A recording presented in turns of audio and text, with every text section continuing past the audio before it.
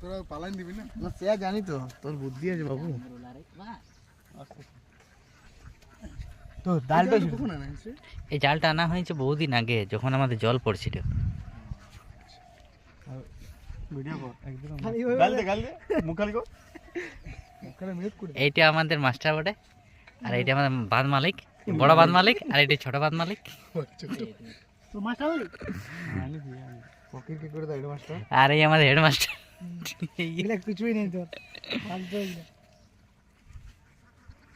নুন ডাল নে গুবলা কিটা? নুন দাও। না বাঁধে মাছ পড়েছে।